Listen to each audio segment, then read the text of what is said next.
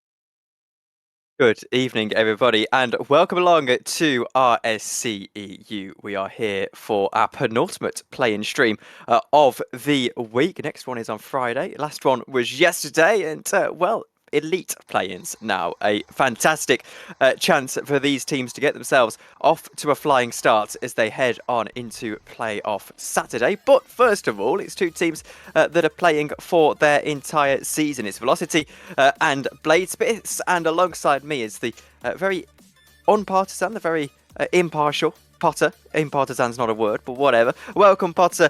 No surprise who you're cheering for in this game, but I have to say, I hope neither of these teams choke a 2-0 lead. No, that wouldn't be great. Every single team I've had in the playoffs so far has been reverse sweeped at least once.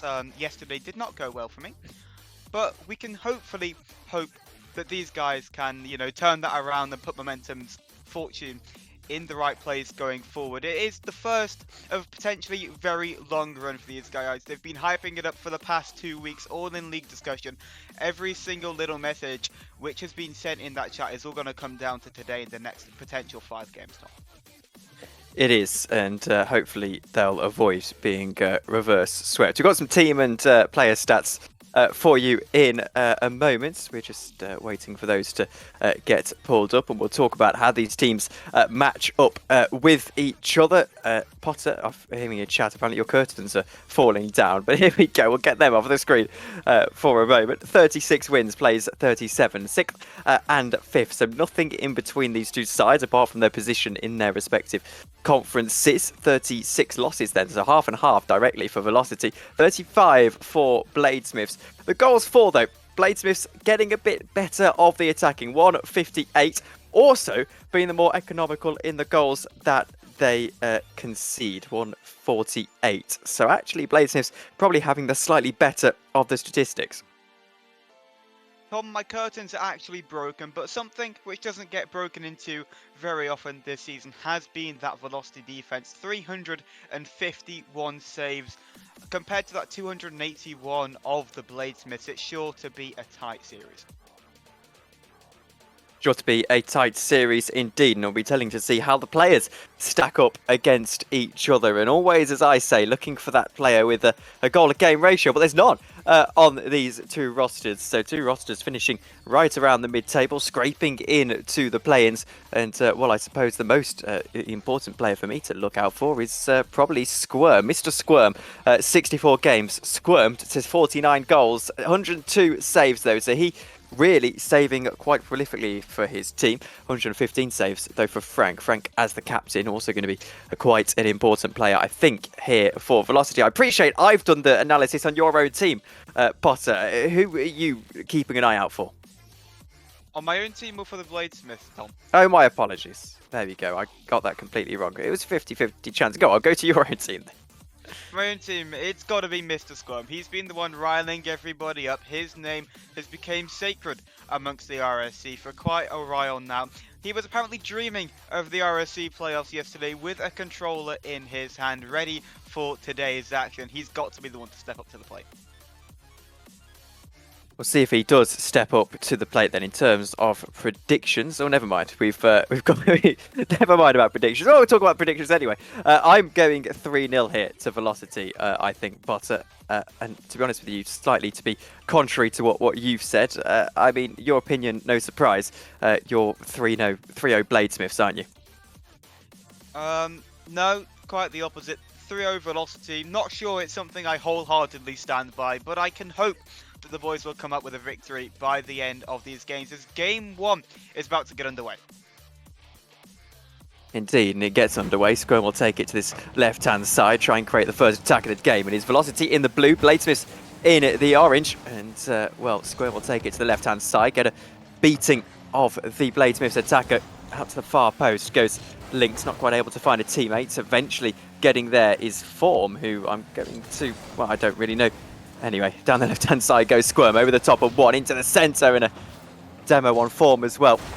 Now a chance for Velocity off this left-hand side, taken away from him. Taken away from him by Carmi. Now a shot comes in from Form, back post, double touch, and he finds it. And Bladesmiths off to a good start.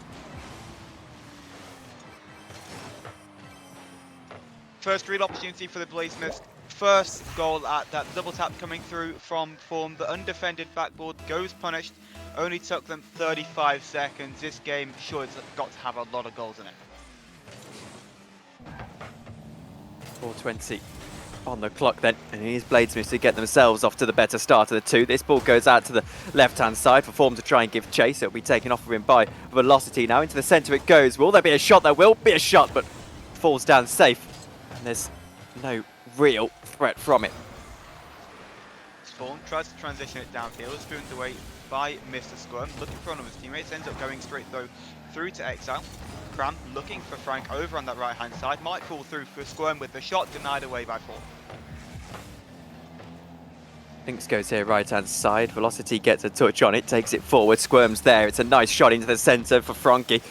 Can't quite get there. Frankie. I'm not really sure what's going on there with Frank, but anyway, special name for the playoffs. There's a demo there on Lynx. Actually gives Carmi a little bit of space to go into. He gets over the top and eventually cleared away by Frank. It's a good save. And Velocity, at the moment, absolutely keeping themselves in this game and getting themselves back into the game as Squirm, a very, very fine touch to get that ball into the net, to get themselves levelled all the way through the air. Another double touch, second of the game. Beautiful transition downfield from the save to the pass to the double touch goal. Again, the undefended backboard goes punished, this time in favour for Velocity. 3:20 remaining. Again, like I say, this game screams of goals. Another one comes off the backboard, Forms up for it, denied away by the Velocity defence. Lynx pick up the pieces of this. One's pinched away though by Cram down that right hand flank once more. Exile has to find a touch, does so successfully, picks up that mid left boost, trying to transition it through Frank, unable to do so. Again, seems like we're playing just a little bit of tennis, lots of bangles, lots of possession being given up as Cram sends it down that right hand side, trying to get it past Exile. Shot coming through from Scum, denied away by Lynx. No one really formulating any pressure, no boost styles, no one really being able to contain the opposition at the moment. Squirm goes right hand side, Lynx is there, gets the stop that'll stop this attack really being created. Here goes Form, left hand side. He'll try and create something here for the Bladesmiths. Into the centre he goes, no teammate there though. Carmi arrives, keeps it alive, and Lynx not quite wanting to overcommit to that one. He goes left hand side now to try and create something. Or with Velocity, he takes it off of him, and Carmi clearing it away. Not really able to do much with it. Now a shot for Form. Top right, saved away by Squirm at the last second. Reaction save coming out from him as Cram tries to take that ball, ends up side-flipping past it, works as a pass onto the backboard. Surely Squirm should be up for this one. Nobody there to be seen though for Velocities. Squirm comes in late, does allow Form a touch on that ball, takes it off of him, pulls though through to Lynx. Cram deals with the pressure, finds a second touch onto the backboard once more. Squirm unable to find contact, Cram shot denied away. Still Velocity on the attack, no boost over Frank, looking for somebody in field. The Bladesmiths defense, however, staying strong.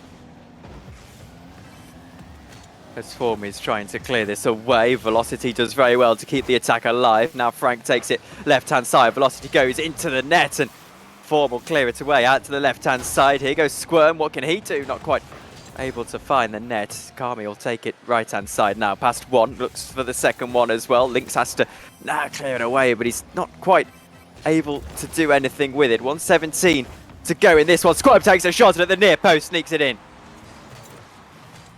Indeed, he does. It was a missed touch from Form into the corner. Got the second. Ended up just popping up. Free shot though for Mr. Squirm. He takes those all day, every day. Coolly slots it into the top left corner. Velocity with the lead. 1 minute 14 remaining. Lynx will go right hand side.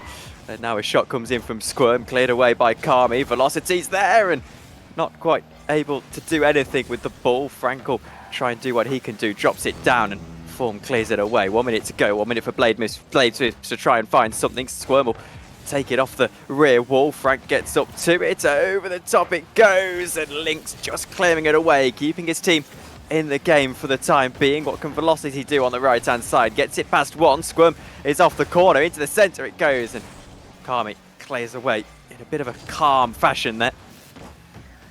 Lynx popping this one up. They need to find a goal, do the Bladesmiths. Haven't had too much pressure, too many opportunities throughout this game, but they need to create something soon. Frank with no boost, just keeping this ball in the corner, letting that clock run down. Squirm off of the back ball, tops it down. Lynx there though, trying to find somebody in field. Cram just faster to that ball, clearing it away. 17 seconds remain for the Bladesmiths. Kami now in the last 13 seconds trying to find something. It falls to the far post, but there's no one there. And it looks like it is going to be Velocity who pick up this game one, barring something pretty amazing right now from Bladesmith. Still in the air. Kami's got a lot of height onto it. Needs a teammate to get there. Takes a shot, does Lynx. But it's in vain. And the ball drops down. Velocity get the victory. And, well, it's a hard-fought game. And to be honest with you, a game where I think that... not a draw. It was a win for Velocity. I see what's just happened there. So, yes, a game that suggests this series is going to be very, very close.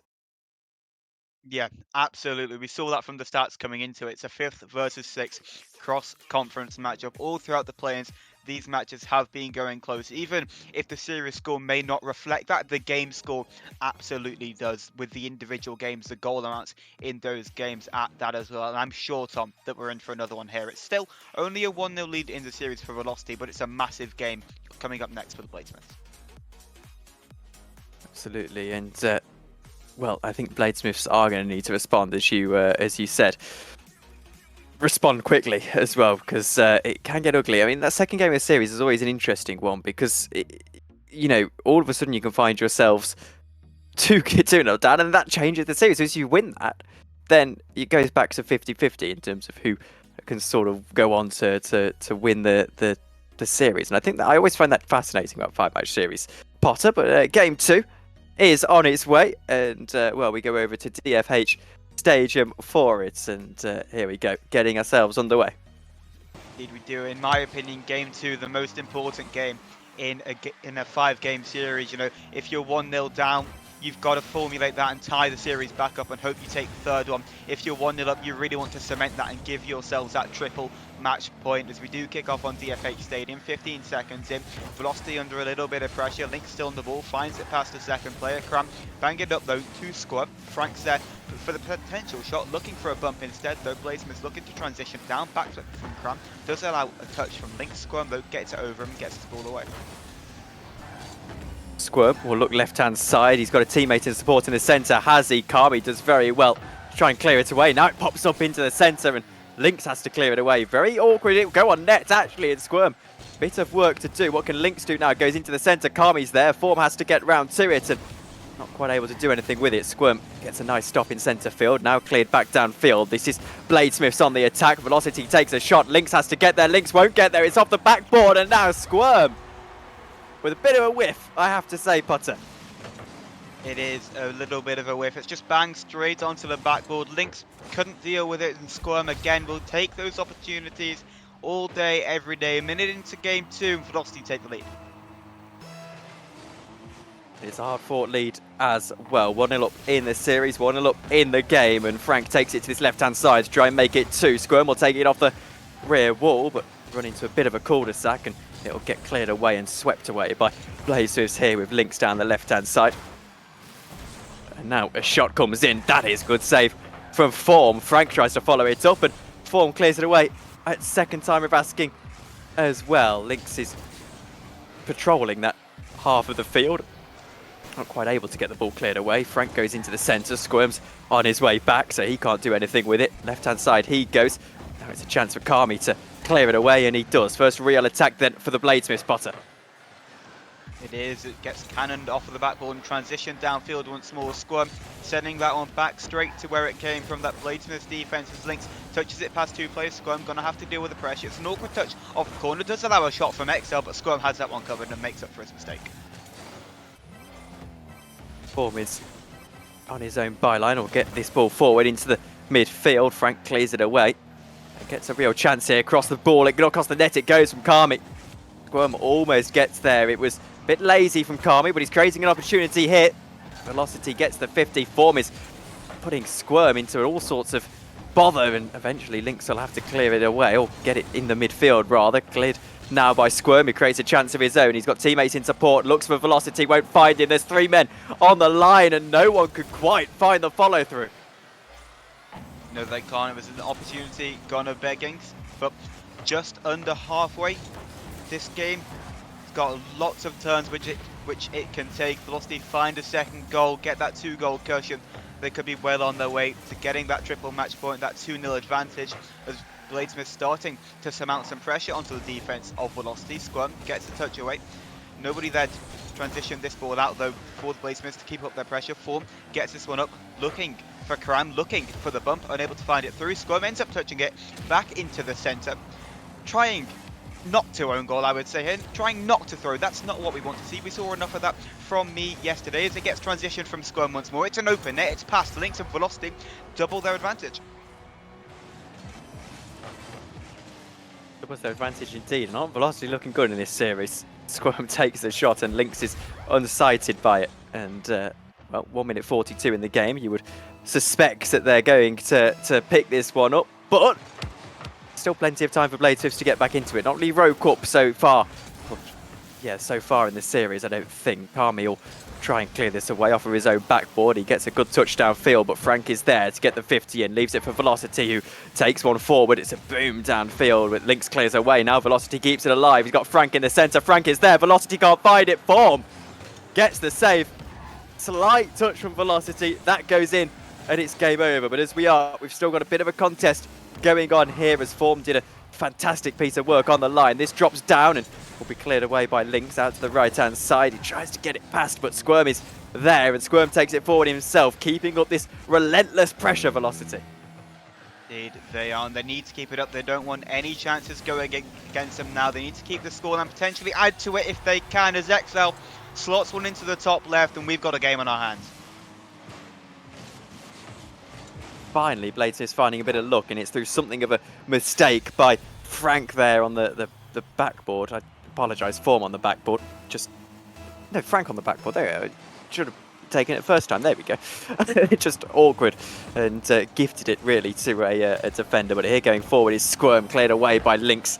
Gets the save very early, and now it's 45 seconds to try and find something in this game. Velocity clears it away, gets a pinch. It's an awkward pinch though, gives Kami a chance. Kami takes a shot, and now a chance for his teammate to follow in, but as it is, it's cleared away. Now Velocity gives chase. 2-1 in the game. Velocity trying to hold on to this in the series. And now Lynx goes forward over the top of Squirm. Squirm gets a touch. Form has a chance. Getting there first is Cramster. And now forward they go once more, Potter. 15 seconds remain for the Bladesmiths should they want to take game number 2. They need to find an equaliser relatively soon. Lynx sends it downfield. Crime misses the ball. 2 players go for Velocity. Could be a chance to get them on the counter-attack now that they are exposed as Form. Pops this one up. Ball can't touch the ground anymore. Another double commit coming out from Velocity. The shot is there, but Frank saves it. The ball has been dropped. Velocity leading the series 2-0. And on to match points. And how do you fancy that? That is, well, exactly what they would have wanted at this stage in the series. And Potter is looking very, very awkward for Bladesmiths right now. It truly, truly is. But, you know, if you know anything about momentum teams going 2-0 up, Tom, we've been reverse sweeped 3 times in this playoffs so far, or potentially 3 times in this playoffs. Should it happen again here? 2 times already in Prospect, and yesterday in my own series we got reverse sweeped. It's not over for the Bladesmiths. 2 1-goal games, 2-1 defeats for them, they can easily come back into this series. But Tom, what do you reckon they need to do in order to facilitate that? Well, I'm glad I'm not asking you how to avoid being reverse swept. I'm not sure how much use you'd be on that one, Potter. But I'm being a bit harsh. I think here, Bladesmiths, frankly, have just got to come out with with a lot of bravery, actually. They've just got to come out and think, you know what? Every single game now, we've got to fully attack. You know, this is the sort of period where you're willing to overcommit, if you know what I mean. If you go 1-0 down, you go 1-0 down. It is what it is, but you can't play with any caution. No, you cannot. But it is do or die here on Sovereign Heights for the Bladesmiths. Win 3 in a row or have your season ended earlier. Squirm sends it downfield for with an early shot, testing the goalkeeper. At this point in the game, Velocity already starting up with their relentless pressure. Lynx ends up missing the ball. Frank with the shot. XL denies it away.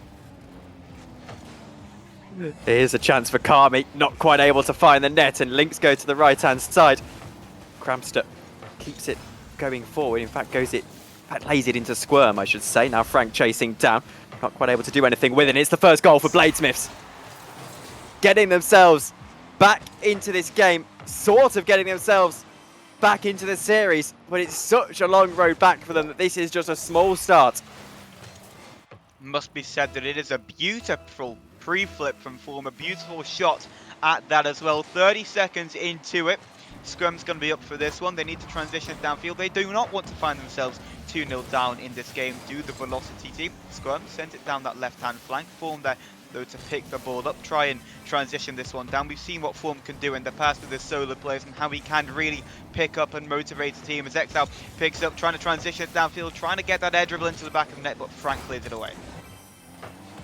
Now a shot from Lynx, off the crossbar it goes, and no one there to follow it through, so Form has to do a bit of work on this right-hand side to try and get it past Squirm, which he isn't quite able to do at this stage. Now downfield goes Squirm to try and get back onto level terms in this game. He's got a chance at the near post, but Lynx clears it away. He is also there. Form, lone soul sailing up inside of the opposition half. Now Frank has a chance. Lynx is there, and this might just loop in. You know, Lynx goes on the backboard and can't get to Cramster. Lynx makes it 2-0. And Potter, a little bit of PTSD maybe. Just a little bit again, like I mentioned in game one, that backboard going undefended and the Bladesmiths capitalise once more. Still loads of time left on the clock for Velocity and even more time for the Bladesmiths to add to the scoreline or to kind of throw it away. This will drop down. Lynx goes off the backboard. Form looks to make it 3. He won't. Cramster does well to get the save. Now Kami out to the left-hand side. Cramster will wait on it. Form gets there first. And I'm not sure Cramster should have waited on that, as Frank has to... what is officially classed as a save. Now Cramster takes a shot at the near post. It'll land a little bit awkwardly, and it's Squirm who has to pick up the pieces. Now into the centre it goes. Squirm gets a touch on it. Has to try and go again. Here he goes into the centre for Cramster. Lynx is there, and Lynx does very well. Lynx does just enough. Indeed, they do. Again, at this point, Bladesmiths, all they need to do is delay time on the clock and the game is theirs. At the moment, it is their game to lose as Frank pops a shot on goal. Squirm looking for the redirect, misses the shot, and that was the chance for Velocity to come back into the game. Over the top goes Squirm now. Lynx clears it away. Out to the right-hand side he goes. There's a demo on Lynx. That might allow Cramster a bit of space down his left-hand side. Not a lot of time, though, before that demo is rectified. Indeed, nothing to do. Now a chance for Frank as Lynx clears away on that backboard. It's good stuff at the moment from Bladesmiths, but will it get worse for them here as Squirm takes a shot? Not quite able to get it in on that occasion. Cramster goes over the top of one. Kami is there. Frankie takes a shot, and Frankie should find the net, and he will. Beautiful play coming out from Cramster. Gets the flick. Frank, though, to force it through. Form was caught in no man's land, flipping through to the back post. Open net. Looking Frank straight into his eyes, and he puts it away. 2 minutes left. Potential again. Game on our hands, Tom. Game on our hands, and maybe this side will be dealing with a reverse sweep situation better than some others. As Lynx goes down this right-hand side, he's got a teammate in the centre. Form is there and cleared away by Cramster off the backboard. It goes begging, and Squirm with a very, very good save to get that cleared away. A very, very good clear to get that one out of harm's way. Squirm now chases Lynx. Lynx tries to keep it alive into the centre. It goes. Form's there, but Form misses the opportunity. And now a chance. Who's back? It's Lynx. It's Kami, rather. He goes off the corner, trying to create something. Form is there, takes a shot, and will find the net. He won't. Crampster does very well. A demo play. Oh, Crampster with a double save. You think when Squirm gets demoed on the goal line like that, that one is destined to hit the back of the net, but out of nowhere, through the smoke clouds of the demo, Cram finds the save, keeps velocity in this game as Frank transition it downfield, looking for a bump, gets a bump. Cram with the angle, XL though there to find the save. Squirm's there waiting for his second touch, gets it over him though. XL again, all they need to do is delay time. The air dribbles, all perfect way to do that. Pinch off of the sidewalk. Again, trying to just transition it downfield. Squirm's going to pick up the pieces, tries to get it past one. Form pre-jumped that ball, got sent flying. Frank pre-jumped that ball and leaves an open net for velocity. Bladesmiths capitalise and find themselves 3-1 up in game 3. Bladesmiths will be starting to think that the road to getting back is indeed on. There's a fantastic performance in this game 3 at Sovereign Heights. And, well, only 2 games away at that point. All to play for in the series. Might make it 4 here. They won't, as Lynx unable to clear it away. Can Velocity find a way back into this one? Not with a play like that. Not quite yet. 35 seconds to go. Need a goal very, very quickly. Out to the left-hand side goes Link. Frank takes a shot over the top of Form. Will it? No. Crampster gets there, takes a shot at the near post, but not going to be followed in on this occasion. Now Frank creating corner pressure. It will drop off of the ceiling into a teammate. Maybe Squirm is there. Is there a teammate to follow up? There is. Oh, Crampster puts a little bit of hope into this team. And maybe a slight chance in 15 seconds. Well, Tom, that is all what remain in game 3. It's due now, potentially go into a game number 4. Nobody pushing this ball for velocity. They let Form pop this one up. Goes onto the ceiling. Challenged away though by Frank. Lynx there. Challenged by Squirm. Sends it downfield deep into the Bladesmiths half. We go. Exile with a whiff. Could just end up dropping into the net. Form has to make the goal line clearance. Does so. Sends it transitioning downfield. Ball hits the ground. It was almost a real scare for the Bladesmiths. And well, Bladesmiths recover to 2-1, but it is still a Velocity on match point, of course, as we head into game 4. Now, Potter, how do you deal with a game 4 situation when you're in fear of being reverse swept? And how do you go into a game 4 situation knowing that you're the one who's got to be doing the reverse sweeping? Tom, I don't know the answer to either of these questions, otherwise I wouldn't have got reverse sweep yesterday. Yes, well, I'd forgotten that you'd been reverse swept. We haven't mentioned that so far today. No, we haven't. But surely from your opponent's masterclass, you know how they approach game 4. Yeah, they kind of started going into a play style of, you know what, we've got nothing to lose here. If we play our game, we can win. We need to step up to the plate and give it everything which we've got, and that's what the Bladesmiths are seeming to do here. They're going in, they're taking more risks, they're being more aggressive, they're getting more demos and bumps in, and they're playing with their what's the saying? They're playing, you know, with the heart on their sleeves, and they're going all in for it, trying to give it their best shot, and that's really what they need to carry on doing here if they want to try and reverse sweep. It is with my pleasure to announce that Beckwith Park is not going to be game 4. Instead, it's going to be Forbidden Temple. And here we go. It is Velocity still on match point, and well, they get the better of the kickoff as Crampster here goes down the left-hand side. Squirm is there, keeps it alive at the near post, cleared away by Kami in a bit of a rush, and now Form has space on this left-hand side. Into the centre it goes as a demo. Kami surely has to do something at the near post, and Crampster does very well at that near post to just get to that ball. He was one of the only defenders, I think, who was there, and now a chance up the other end. Cram has been performing magic on that goal line all series long, and we're all here for it as this one again gets transitioned downfield. It's an awkward touch from Squirm, allows a shot from Exile.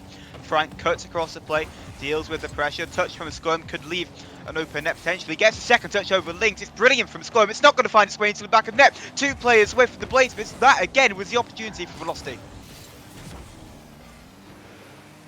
drops into centre field. Lynx will clear it away to this left-hand side where Velocity takes it off of him, and now into the centre. Squirm is there, but Form is also there and clears it away and past one of the defenders. Now a chance surely to score. Won't get the beating of Frank, who again is very, very staunch in his defence. Crampster goes down to the left-hand side, looking a bit rushed at the moment. Velocity momentum not in their favour. Lynx takes it downfield, and Frank is going to get there. He'll stop the pace in the attack for a moment, but Kami has a real chance. Crampster gets there for the 50, and Squirm eventually clears it away, but only as far as Form. What can Lynx do now? Gets the better of Crampster, goes over the top, and Crampster eventually recovers. Bladesmith though, the pressure still starting to surmount Velocity. Their boost counts are low, they're starting to double commit, triple commit, potentially the nerves starting to get to them about the situation they are in as Cram bangs this one clear, gets rid of any pressure coming through. Lynx takes a touch, is about to get challenged by Frank. Squirm though goes up for this one, gets 50-50. Cram gets a free ball, it's an awkward touch, not too much boost to work with. XL though, looking for the pass to Lynx, finds the shot, hits the crossbar. Tight game 4, exactly what Bladesmiths would not have wanted, I would suggest. Here goes Form off the rear wall, a chance for Lynx, and now drops down into the centre for a man to arrive, and Squirm, only man left unbumped, clears it away. And 20 bumps for Velocity at the moment, only to 16, 22 for Bladesmiths, 24 now. It's going up really, really quickly. They are absolutely playing an aggressive style of Rocket League here, as down the left-hand side goes Lynx, gets past one, gets past a second. Form is there arriving, but Frank is arriving as well, and he will clear it away. Now Squirm goes forward, Velocity takes it off of him, Crampster rather. Lynx gets the save, and Bladesmiths stay alive in the series for the time being, but again it is Velocity with the attack, and Army clears it away. Now Crampster, he goes off of the rear wall, looks for a teammate. Squirm is there, Squirm takes a shot, should go in, will go in, and right now Velocity on their way to wrapping up the series in 4. But Bladesmiths, they now have to go to plan B. We were at a complete stalemate until that ball went in. It's the longest time it's taken for a goal to be scored in this series, and what a crucial goal it could end up being for Velocity as Frank sends it downfield. It's an awkward touch from Lynx. Surely someone should be there for Velocity to capitalise on it. It's Mr. Squirm again. He's looking for the edge dribble. He gets the catch. He finds the second goal. Bladesmiths unable to guard him. 1 minute 55 remains in their season. So it doesn't run in the franchise, does it, Butter? This whole being reverse swept thing? It's well on its way to changing, Tom. I'm sure it is. 2-0 with a minute and 55 to go. Kami here trying to make us all look very silly. And in fact, he makes that defender look very silly. A chance now for Form at the near post. Frank recovers well and can now go downfield. Squirm is there. It might just collapse here for Bladesmiths, who spill one out to Crampster. Takes a shot, and Form doing his defensive duties fairly well indeed. Frank though, far post. Crampster's there. Kami also there. And clears it away. But Squirm keeps the attack alive into the centre for Frank, and again, nothing quite happening. What can Kami do over the top of Crampster? He gets there, might find the net, it's off the crossbar. It is, and again, that's the opportunity. That is a potential chance for Bladesmiths to come back into this game and keep their hopes alive, but Cram hits the post, and that one should have surely put the nail in the coffin of Bladesmiths' fate. But Lynx going all the way on his own here. Crampster's doing well. What can Kami do? Into the near post. 2-1, game on. Game on indeed. It's a beautiful transition downfield. Cram could only do so much as the ball falls out to Exile, slots it into the bottom right hand corner. 1 minute remains, Tom. And all to play for. A bit of a cliche, but that's how we can assess it at the moment. Now a shot comes in from Lynx, and not quite able to find the net, so a big minute coming up from Bladesmiths to save their season. Off the left hand side it goes. Kami is there, he stops the goal, gets it over Crampster, now has Frank to get the beating of. Frank in the end is going to put in a strong challenge, and with 40 seconds to go, what can Crampster do? Cleared down a field. Bladesmiths giving chase, all three of them now, but it's Crampster who's patrolling that right hand side wall. Frank goes off of the rear wall. Squirm takes a shot to surely end the game here. He won't, and it's Kami who takes it off of him. What can he do? Down the right hand side, corner pressure. Frank is there. Frank clears it away, and now Crampster goes downfield. They do. 17 seconds remain once more in this game. Transition coming through from the Bladesmiths. Last chance potentially for Exile. Frank sends it downfield. Form's going to have to scramble back to it. Gets everyone to scrum. Time running low. Boost counts also running low in the side of the Bladesmiths. 0 seconds now. Ball can no longer touch the ground. Squirm is up for it. Exile though keeps the ball alive. Form going to have to do something with it. Passing over to Lynx. Lynx through to Exile. Gets killed and ball put down by Frank. Velocity advance. Velocity advance. It won't be a reverse sweep. It will be a win in 4, made a little bit more difficult than they would have liked, but they won't mind too much. They are, however, going to have to play another series. That is right up next. They're going to play It's Kotal in the play-in round 2, so plenty of work still to do tonight, Potter. Absolutely, the job is not done yet. They know what their goal is and they're well on their way, at least a start to try and complete that. But Tom, it was a brilliant series of that, wasn't it? It was, and well, I'm sure they'll be happy to have got the better of the reverse sweep and avoided it in the end. Maybe some coaching can go down through the franchise. I'm just being harsh now for the sake of it, but anyway, I'll ask for your opinions on the series then, Potter. It was actually quite an entertaining series. And I think we almost deserved a Game 5 out of that. I think it was a bit of a shame. I know you'll disagree with me on this one, but I think it was a bit of a shame that we didn't get one. Yeah, it was unfortunate. It was kind of when you think it goes to that 2-0 lead for Velocity, then a Game 5 isn't necessarily warranted just because of how close the teams are. You think if it goes to 1-1 rather than it going instant 2-0 to Velocity, then yes, Game 5 is well and truly on the cards. But it was a very close series and somewhat unfortunate for the Bladesmiths, but ultimately the better team came out on top.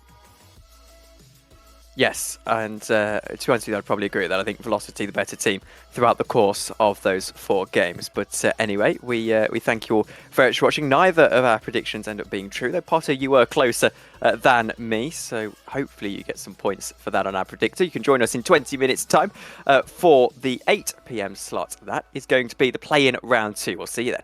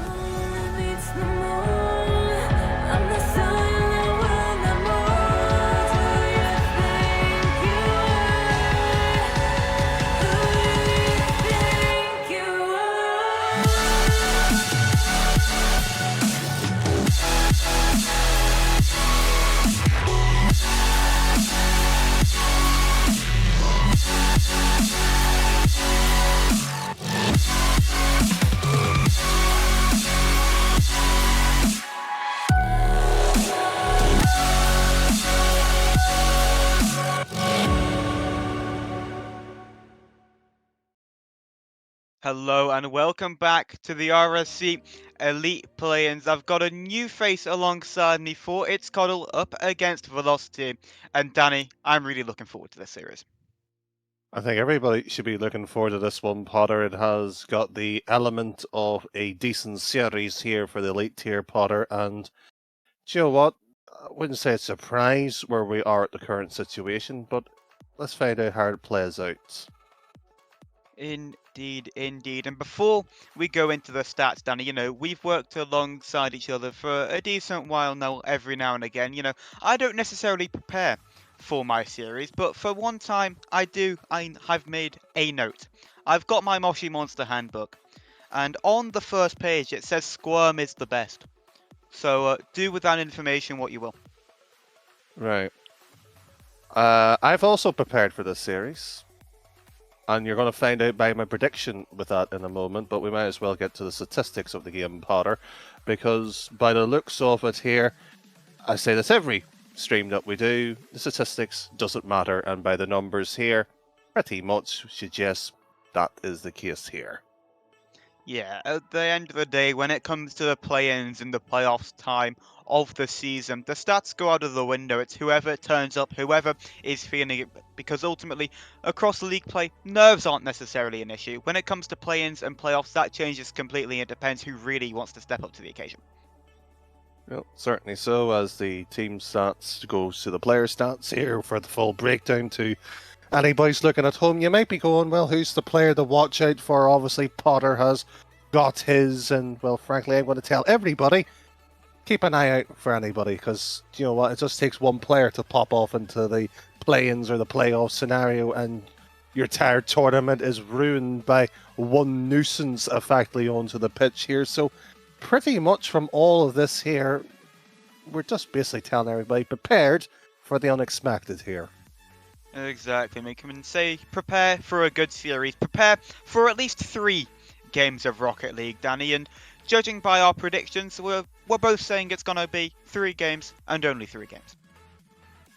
Yeah, we might as well get to the predictions, and, well, Potter, with yours, it's fair to say it's quite obvious which way your direction is. Mine's is quite firmly, I don't care, because frankly, predictions are completely pointless. But, hey-ho, if you want to have a bit of fun, there it is for everybody at home. But, Potter, I think predictions are pointless. I think action is much more worthwhile. So I think this is a series to get underway.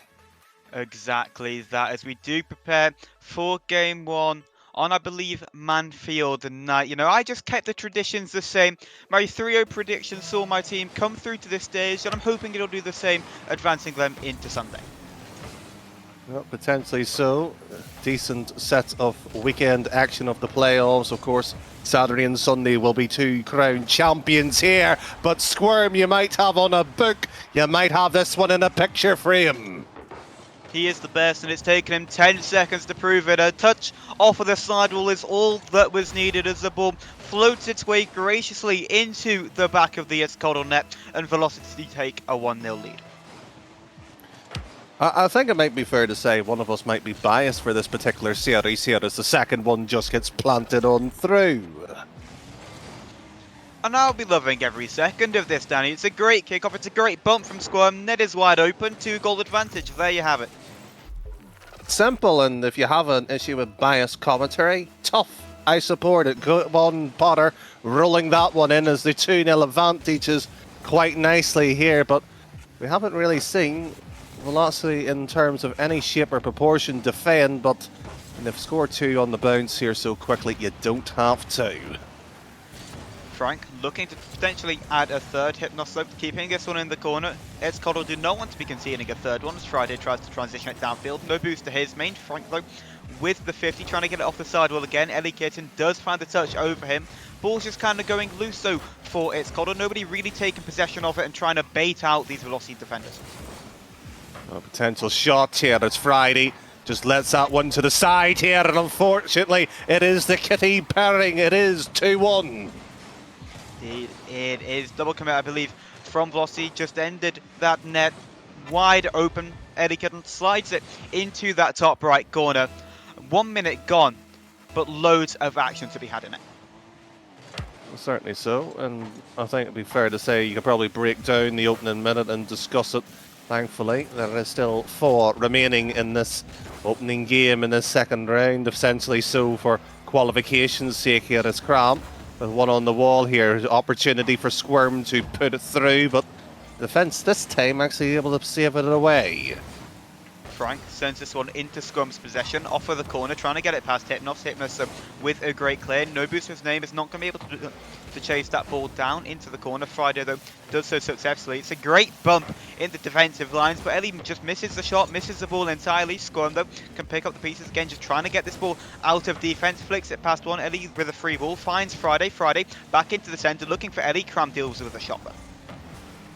Well, so far all the play here, and that will run in for 3-1.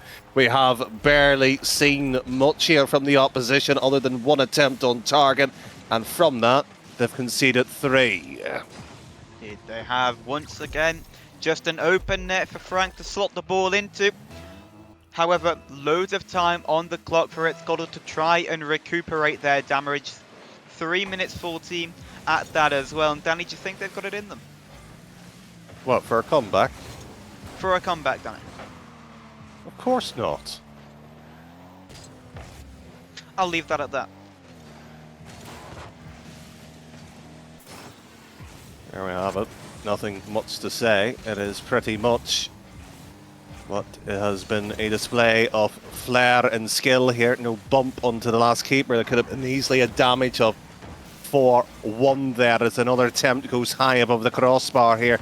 And you know what, it's unfortunate to see to a certain extent here if you're not biased from a neutral perspective, because you want it to be competitive, but there hasn't been signs of life here.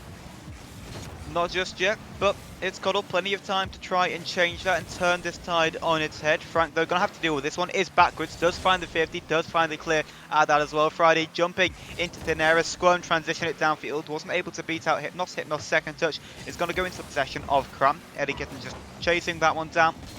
Frank, though, trying to get this one past Friday. Could just be yet another open shot, but the defence able to get back. Calm back pass from Eddie Kitten into Hypnos' possession. They deal with the pressure well. Well, it's onto the back wall here. It is an attempt, and there is a defensive block, but it has ran on in here, 3-2. And just when the game looked almost gone from actually the breath of life here, Hypnos with one touch here will at least get a chance to tie things up here. Indeed, and still 2 minutes remaining for its goals to try and make the comeback. Velocity, though, not wanting that to be the case. Game on here would put them in prime position in the series. The Scrum sends it off of the ceiling, just boomed downfield once more. Scrum again picking up possession. He's everywhere on this field. Cram, though, with the 50-50. It's tucked over to the left-hand side. Elio, open shot. Scrum can't get back to it, and they have tied up game 1. I know I'm not meant to be the biased one here, Potter, here, but it just feels like it's not somebody's night here. Would you like to call them out, Danny? No, I'm being quite nice today. That is just you as ever, as Eddie tries to transition this on again. It's Coddle in the driving seat since that third goal for Velocity came through. Hypnos, though, popping this one up. Dunk coming through. Frank and Cram both go for this ball. Defense kind of starting to disintegrate in a sense for Velocity. It's not what we want to see. Well, not what I want to see at least. Anyways, Squirm going up for this one. Does find the 50-50. Tied game, a minute left. Getting into that potential golden goal situation.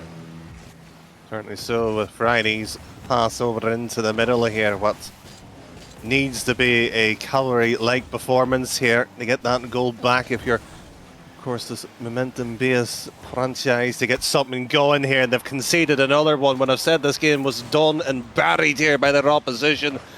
I think it's the first time in a long time here. This may actually be wrong. It may well be, but 46 seconds remain, and what a comeback story it has been so far in game 1 for its Call of Velocity. Running out of time to regain and try and find a 4th goal, an 8th in this game.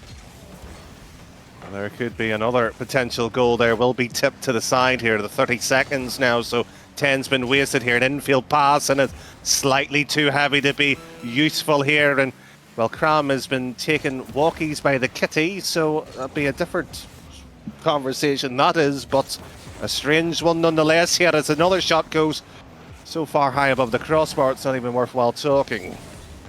Time running out. Cram though into Squirm. Squirm shot off of the post. You think that one could just sneak in that near post? Unsuccessful. 8 seconds remain. It looks like it's in Cuddle's hands. Potentially so, as Friday with the last action. Potentially, of course, there is one touch here and everybody leaving that ball down. It has been prolonged into the middle here. It is a case of where is the offense here. It's just been moved around here, double commit, and eventually it will hit to the ground. Just knock it to the ground here. Sorry, Danny, Potter, but you know, that was getting annoying, that bit. You'll be pleased to know that the ball has actually dropped. It has hit the ground, and it's Cuddle. They have taken the opening game. They have, and you're in a play-on situation, Potter.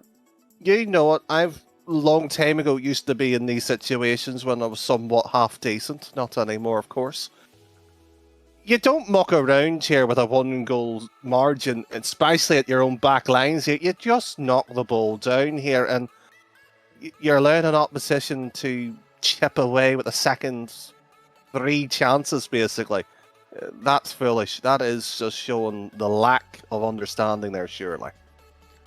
But they won the game, Danny. They did get the job done. They've got the point on the board, and it's Velocity's job now to respond. And how do you think they go about doing it?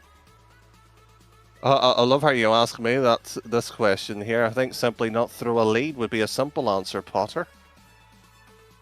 Yeah, it's a very based answer, and it's something, you know, which you could potentially do a bit more analysis on if you look deeper into it, but that is the basis of it. You know, don't throw that lead. You know, you went 2-0 up, you were 3-1 up within the game. All you have to do is delay the time, and you end up throwing it away.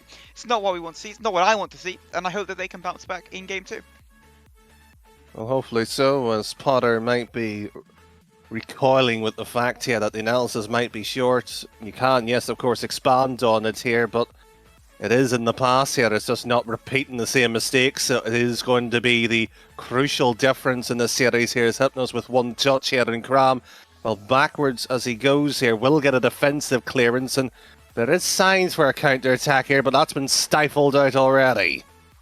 Truly, our shot could potentially come in. The dunk comes in, however, Frank's going to have to deal with it. No boost to his name. Hypnos can get a touch into the air to keep on the pressure. Squirm, though, to deal with it and send this one downfield. Second touch is there to send it even further than anticipated, as Frank keeps the score close, finds the 50-50.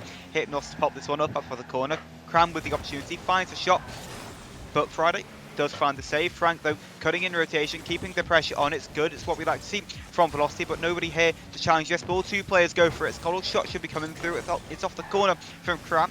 Squirm was up for it, but again, the ball goes a-begging and the chance goes away. Well, Friday has offensively self-destructed defensively there, and has caused any bit of good work to be undone there, and it's requiring the assistance of the fellow 2 teammates here to do it. That's an excellent demo here, and well, the monkey has, well, left it as the moon has appeared at the worst case scenario there. Didn't even eclipse the ball in any shape or way here. So another attempt back into middle from the ceiling, and that one's just been launched to the side post. It was close to the keeper side, and you've got a question here, Velocity, in terms of what they're doing here.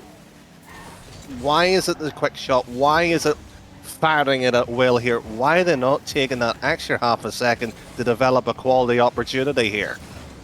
But again, the ball goes pinched away. Friday's going to have to deal with it. Got a decent amount of boost to work with, but ends up just missing the ball. Frank with a good touch mid. Hypnos is there to deal with it. The opportunities are starting to come through. There's glimmers of hope for Velocity, but no chances, no goals to their name just yet. There is, however, on the other side, and unfortunately Potter might be wanting to look away now as they've conceded in the second game here.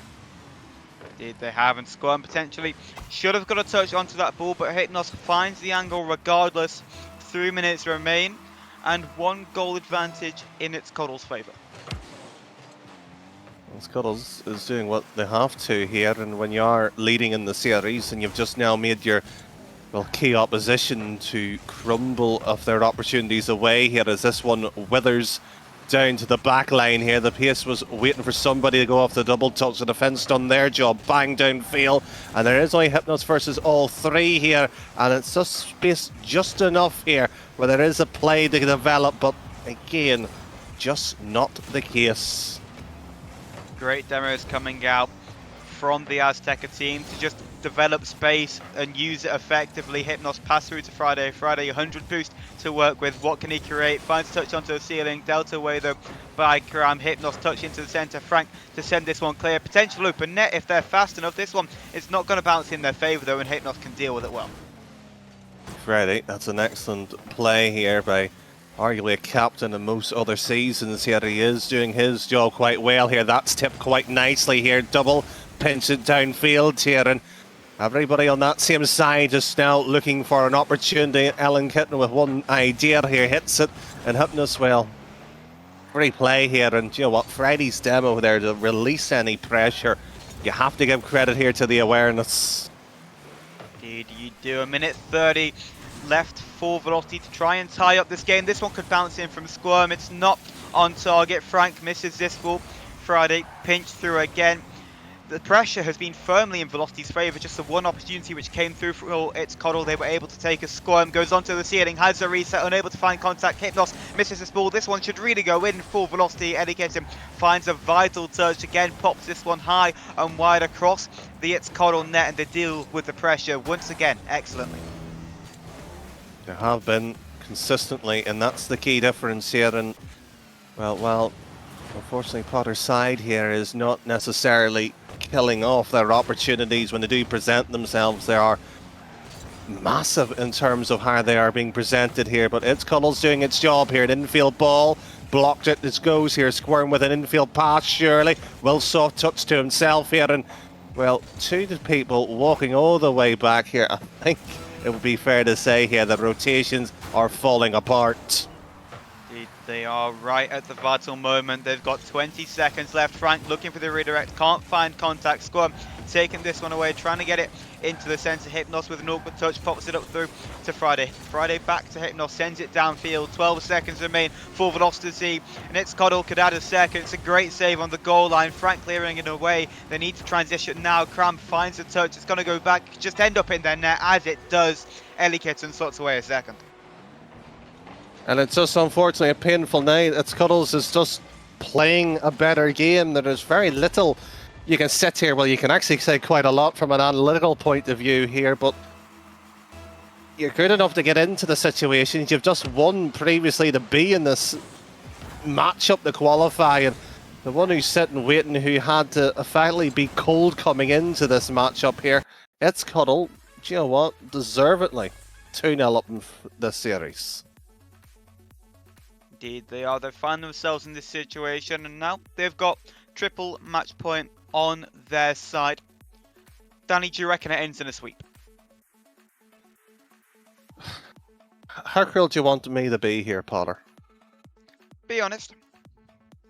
I'm going to be very cruel then. I hope it ends in the next game here in the full sweep, Potter, because I don't want to see you suffer here, another team being knocked out the way they have been, because it's not good viewing, and it's just going to knock the morale down here. And if you're going to ask the following question, is the reverse sweep likely to occur? I'll ask you this here. Have we seen enough for a reverse sweep to occur?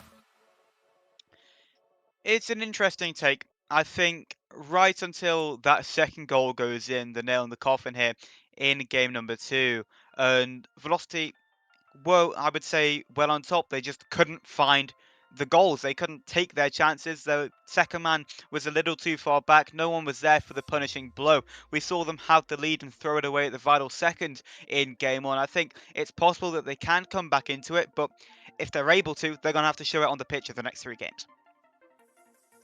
There you have it. Difference of opinions between the pair of us. I'm sure everybody at home has their say onto it. The only difference is there's 6 players who actually is able to take those words into action here. One will be qualification into, of course, this weekend's playoffs. If not, we do battle for game 4, potentially 5 as well here. And Alan Kitten will be at the back lines here already, getting the defensive done work that needs to be required here. Not with one touch here, it's not necessarily ideal, and Krams has pushed a little too far here, but the rotations this time around back where it should be. Squirm looking for Cram. Cram with the redirect shot was on target. Friday had to make a brilliant save in order to deny the 50s coming through from Frank and from Squirm as well to get this ball away and stop that counter-attack right in its tracks. Well, in its tracks, but will it be the end of the road here as Krams has left that one at the stations effectively so here? Nobody to conduct the play in Friday. Oh, Friday, that's a big mistake. And Squirm with an opportunity, and that will be a chance here to go in front. Indeed, it will, as you say, mistake from Friday. Frank pre-jumped the shot, found the touch, found the goal, but still a very long road for Velocity. 4 minutes remain in game number 3, and they need to close this one out. They have to, and this will be Squirm to potentially extend and make that opportunity turn into an actual game victory here. It has eluded them so far twice already as Cram to the backboard here, beaten away. And Alan Kitten with one idea here to steal the boost as Be Awkward closes space down and eventually turns the possessional game over to their advantage here. It's Friday. Well, he has a soft touch here, and I normally don't call MVP quality players here up until that mistake there. Friday has been arguably the best player on the pitch so far. Need that one though. Potentially double tap could have been found from Squirm. Gets bumped into that shot though. And Frank does get possession, flicks it over, one Hypnos there to clear this ball away. Pressure still coming through though for Velocity. They want that second. They don't want to be throwing this game away. Squirm looked for the angle, unable to find contact for a shot which would be acute at the net as Frank touch over to that left hand side. Hypnos is there waiting for it though. Cram again, touch into the corner, trying to keep it closed, but ultimately giving the ball away to the opposition. This could just be an open net, but it's not on target. Hypnos is back in time. Cram with a vital block here. Squirm just tips it, but probably better just rotating, stealing the boost, and then maybe rotating for the third to push on through here. So a defensive requirement here due to maybe a miscalculation of play here. One touch into the middle, and unfortunately both sides guilty of leaving the ball there. So there is gaps opening up due to the decision making on either side here. Half time, but more importantly 1-0 is the lead here. It is again. Velocity really probably want a second. Squirm shot is just gonna go in. Hypnos unable to find contact. The contact which he found put the ball into his own net, unfortunately so. But this is the right step. It's a step in the right direction ultimately for Velocity. Fortunately not to bring in the history book here, but they have thrown a 2-0 lead multiple times tonight, and this in the series alone. In fact, game 1.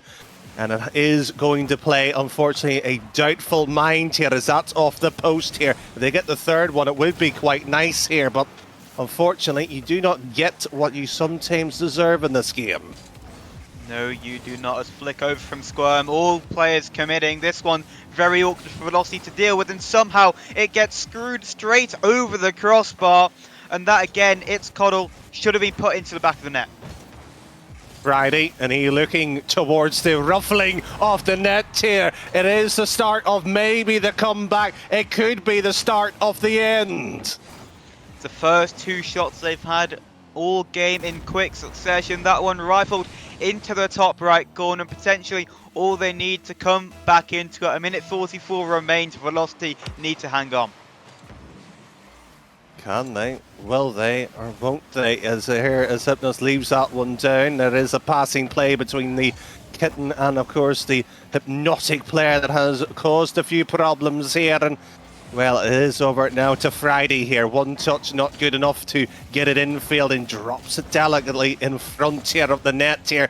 And that's a wayward ball here for Squirm to work on something here. Here he can, onto the backboard he goes, gets bumped in quick succession. This one gonna fall out to Frank. A minute remains in this game. Touch up looking for Squirm. Squirm wanted to go onto the backboard for that, but the pass a little bit too low. Hypnos though with the raw read, potentially on target. Cram able to deal with it. Pass up to Squirm onto the backboard. Has the ceiling reset to work with. Does find a 50-50 onto Eddie Kitten. This one bounces into the mid, and Cranston slots it top right. Mistake from Friday once more, and Velocity capitalise. Where have we been here before, Potter? You tell me, Oh, Danny. I'd rather not know, Potter. I would love to forget game 1. And if you only are just tuning in here, another series after this here, but this could be That's better. a 4. This is excellent. Indeed, it is. Beautiful pass through from Squirm. Finds it off of the post, potentially looking for the shot. Hypnos caught in no man's land. Could not do anything about that. Crampster slots it into the back of the net. And finally, this one should secure this game for Velocity. You do, and at last here, the advice of not conceding seems to be paying some kind of dividends here for the side here, as Squirm will have one touch. There is about 40 seconds left here. At this point here, you just need to lump the ball long here and keep it away here. It sounds simple, and frankly, it is at times. Sometimes, though, it can be hard to execute. This one, crossbar down into the back of the net, and Hypnos finds one back. Joe, from a shocker from either side here. Friday's had one here, Hypnos back with another one here. This side just has this tenacity to just get up, get down here. Their peaks are good, but their sort of valleys of the sort of downside in the play here, costing them a few big opportunities here, and it's probably just unfortunately cost them game 3 though. Frank, though, it was a beautiful dunk, potentially finding a 5th. 10 seconds remain. All Velocity need to do is delay time and not allow a 3rd goal to come through. Friday pops this one up. Frank, though, trying to just kill this one down, keep it in the corner, delay time, and that is the game. 0 seconds hit. We're going to game 4. We sound so delighted with that, don't we?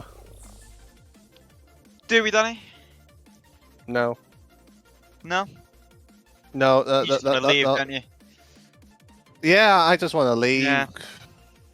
Not answer any DMs that have unfortunately built up over the last 2 days of not being around, and just hop into the cast every so often. And Potter, where has this game been here? Because this one felt like, right, yes, the opportunities was taken this time, but again, there is that sort of thought that I have here that Cram, Frank, and Squirm will eventually just let one in at any stage here, and they did at the end, but not enough to lose this particular game. They have to win.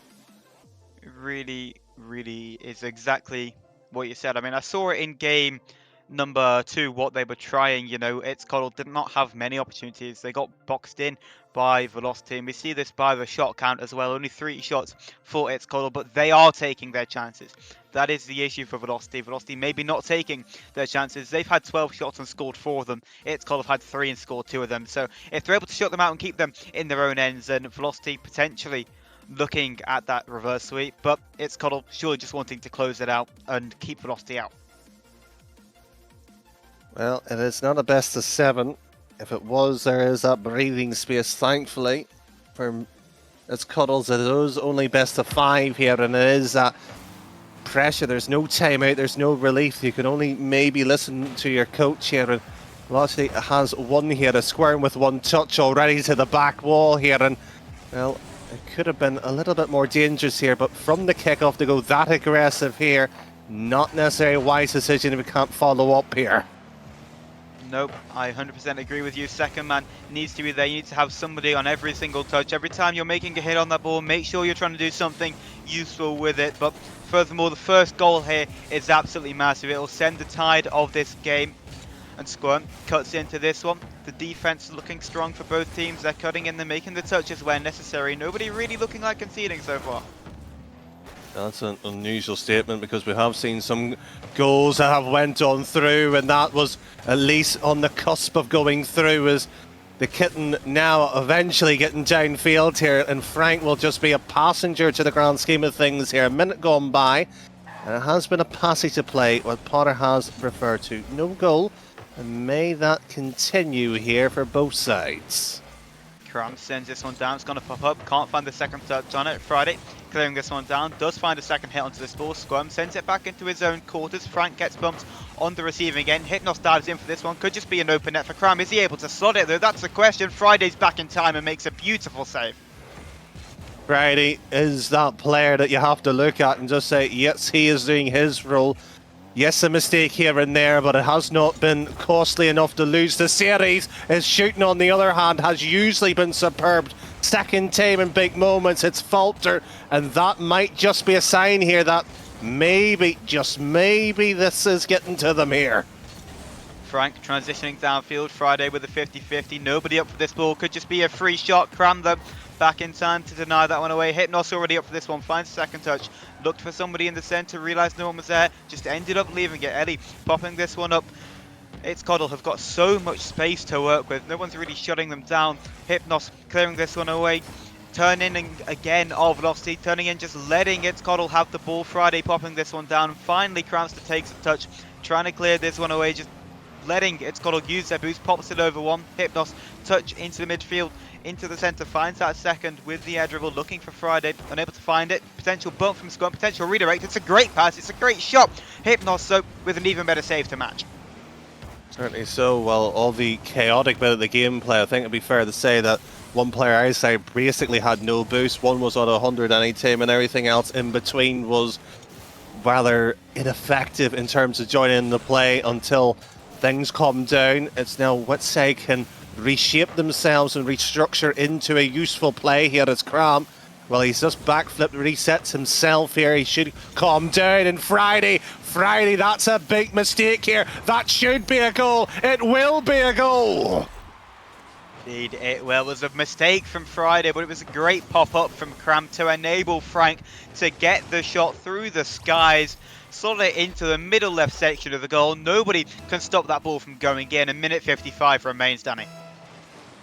Certainly, and you've got to question, where was the desire to challenge that? Where was the want to close down that space? Potter, you were just praising them earlier at one point of having the space, using the space, and now they've just given it away here so cheaply. And are they asking for the game 5? Are they deliberately trying to force the situation by not winning game 4 here? It's just madness. Squirm passing it into the centre. Frank's up for it. Frank wants the game 5. Hypnos doesn't want to allow it and keeps it Coddle in game 4. Squirm with an opportunity to get through here. At least it gets a 50. It will be the kitten once more here. Getting this one through, and Cram runs all the way back, and Frank's just jump here, so one-man defence here. That's all what's left until they reset here, double commit here. This ball needs to be whipped into the middle as quickly as you can, and Friday had to pull the handbrake as quickly as he could, the pivot as much as he could to get a block onto that one. Frank clearing this one away into plenty of space in the corner. 50s at them. Through with Friday. Friday needs to work his magic here for It's Coddle. Does not find a touch. Fakes it through. Hypnos is there looking for a bump. Now Hypnos can be worked with. Finds a touch off of the crossbar. I'm not sure what I've just seen, but Velocity have conceded and retired once more. What you have just seen is just simply a slow delivery to the wall, and eventually it just creeps on through both sides here. Really just showing the ugly side of what panic, pressure, and just simply a lack of understanding. That's the kindest way of putting it, because you know what you have to do in that situation, and you unfortunately do not trust your instinct here. That's why we're tied at 1-1. That's why we're getting the last 20 odd seconds here, and both sides here probably will be more happier this one going into OT. Cram with the shot though. This one has to be dealt with by Hypnos. Friday finding a second touch. 8 seconds remain. Squirm cutting this one out, looking for potential shot, looking for the potential dagger. Cram is in field, looking for the flick. Couldn't find the bump onto Hypnos. Frank's there for it. Ball hits the ground and we've got overtime. Both sides really should have went to OT. They shouldn't have been playing for the goal there. There was too much of indecision here, and Frank's leave, unfortunately, Cram all alone. What a pass that was to the open, empty space with no second man challenging. Squirm though, touch off the sidewall. Friday, potential mistake, but nobody there to capitalise for it. Worked out, it was a great touch to enable Hypnos this time around. Hypnos again, looking for a pass down off the ceiling, finds it's an open net. What a save from Cram, but can he keep it out? No, he cannot. And It's Coddle take the series 3-1. Well, strategy on the back lines here, and it was self-destruction there, near enough that prevented that goal. But It's Coddle, arguably the more deserving side to win on the night here, but we probably should have been in the game 5 before anything developed into the last, 2 minutes worth of gameplay, and we just saw what can only be described as a dirty scramble at the last goal there, Potter, and frankly, I don't think they'll be happy here. It's Cuddles. Absolutely that, but they've made it through. They made it hard for themselves. However, they've pulled through, they've got the result, and they've made it through to Sunday, and ultimately, that's all that was on their minds. They've got 2 days now to prepare for Sunday, and, what would you change about this team? They just need to slow down, would be the short, simple answer, because the way they're playing that fast, quick pace, it's only good if you're able to control the game with it. I don't think they are that type of side to sit here and say that they played so free or fluently, but again, if it's Cuddles are getting wins like that, then why change it? That's up to them, Potter. It's up to how they want to present themselves on Sunday, more importantly. Truly is, and surely they want to be making a good account of themselves there, and you know what? Best of luck to them in doing that. But the series MVP, and well deserved at that, making saves all across the board, it was Hypnos who truly did keep its coddle in that. Oh, I'm going to disagree with it, and you know what? I don't care if anybody's upset, but I think probably it should have been Friday as the MVP. But again, that's the statistics and the numbers suggesting that. But you know what? Either side here, there was at least 1 or 2 potential candidates of it, but I'm happy to be considered wrong on that one, Potter. But the result can't be argued. It is a 3-1. They do move on, as you said, happy to move into that playoffs, but that is the short and the end of it for at least the second series. Indeed, it is, and we've got an upper bracket matchup coming through. The winner of the next game will be playing.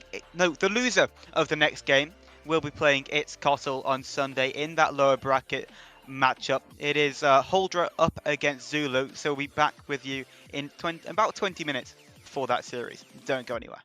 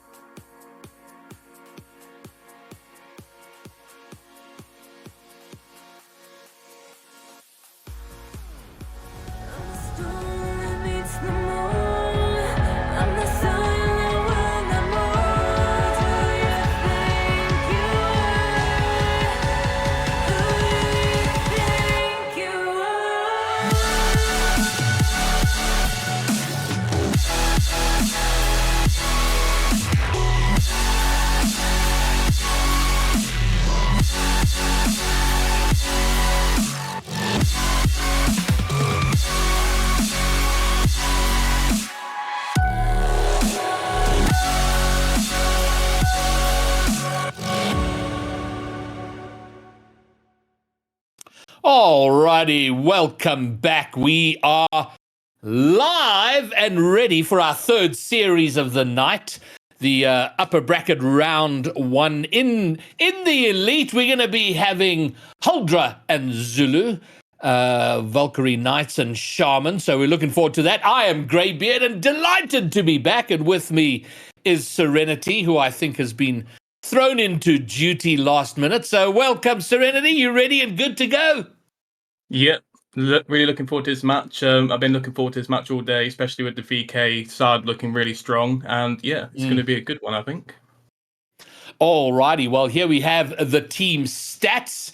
And, looking over that, I don't know if there's anything. I mean, they're pretty close. Looking at those comparisons, they are pretty tight. So I don't know. I mean, Shaman slightly ahead with a 32% win rate, but I don't know what else grabs you there and who you think on paper is the favorite.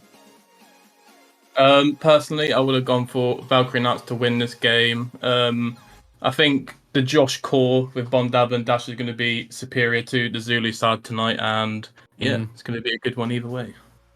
So Serenity, is that your prediction, or are you going Shaman? Who's your prediction? Yep, so I've gone 3-1 to Huldra tonight. Pretty self-explanatory there. All right, well, I'm going to be in agreement with you for a pretty silly reason, in that Kirika is very involved, of course, with Valkyrie Knights, and a fellow South African, so I'm going with her. But best of 5, let's see who shows up for the business. Here we are ready to go. We have Huldra and Zulu. Huldra in blue, Zulu in red. We are good to go.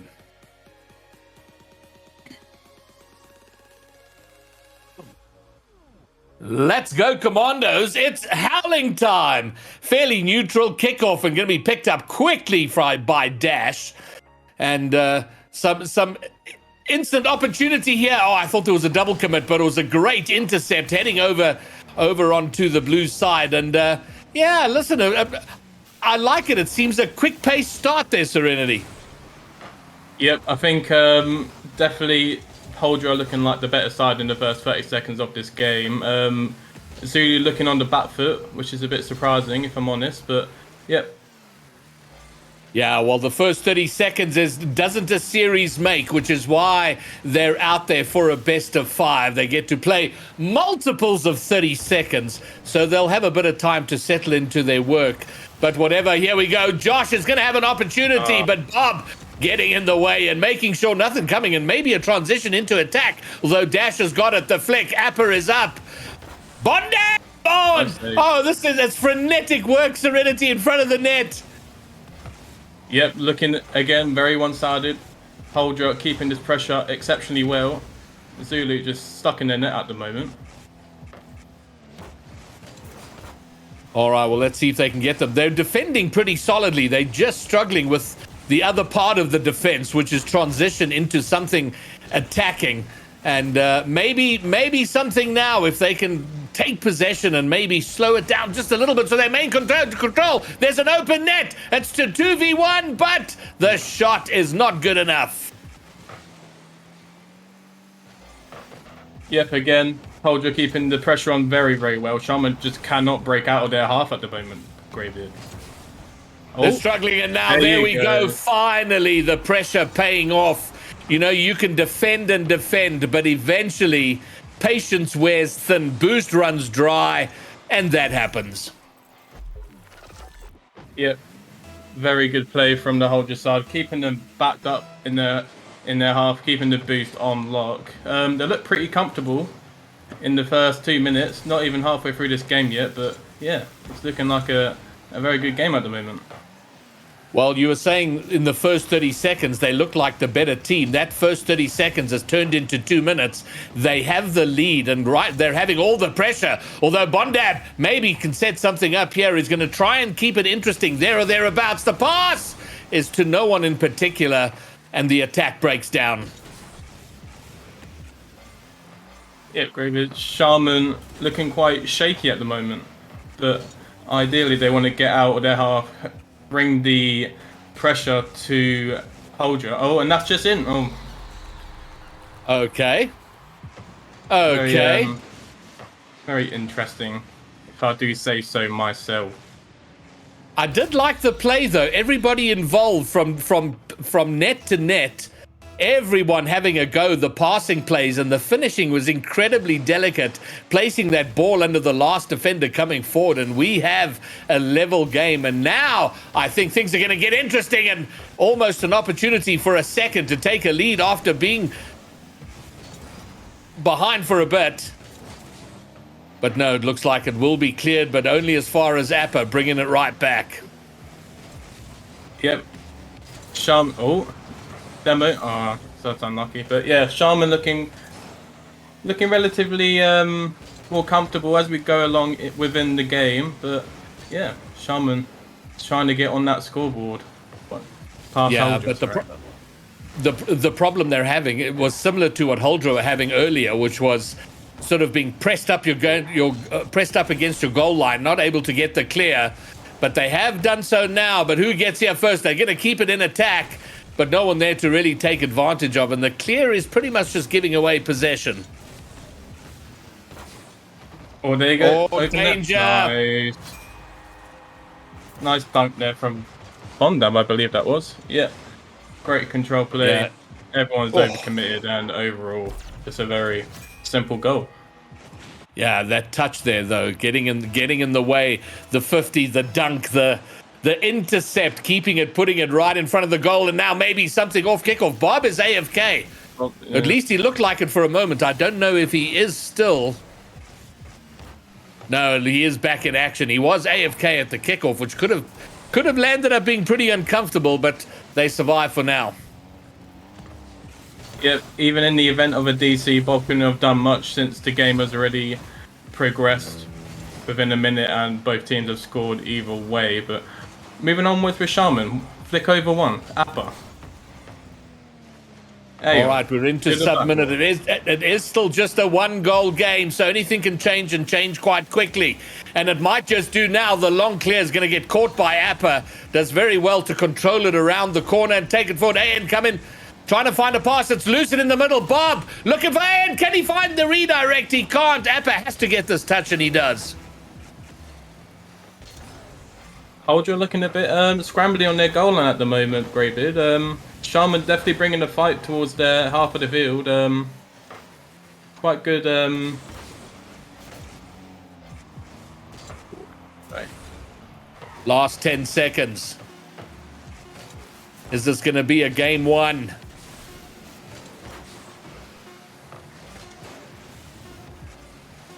Ball heading toward an open net, but the clock has run. And Appa keeping it up. I thought he would have just jumped up and killed it and almost gets massively punished. But Huldra do take the 2-1. Oh my. So a shaky start, but after the first 90 seconds, they looked pretty much in control of things.